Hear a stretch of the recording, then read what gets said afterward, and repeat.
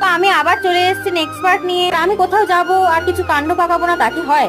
পৌঁছতে না পৌঁছতেই দিয়ে দিলাম কাদায় পা।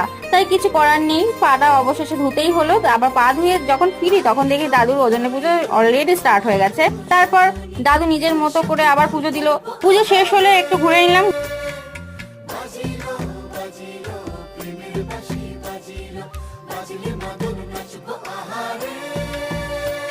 তো খিদে পেয়েছে, তারপরে খেতে বসে গিয়েছিলাম। প্রথমে দিয়েছিল ভাত, শুক্তো, ডাল, আলু ভাজা আর এঁচড়ের তরকারি। আমি খাইনি, স্কিপ করে গিয়েছিলাম। আর লাস্টে দিয়েছিল চাটনি, পাঁপড় আর মিষ্টি। আহা, কি সুন্দর খাবার। এখন খেয়ে দিয়ে আসলাম পুজোর ওখান থেকে। তোমার কেমন লেগেছে খাবারগুলো বলো? খুব ভালো লেগেছে। তোমার কেমন লেগেছে খাবার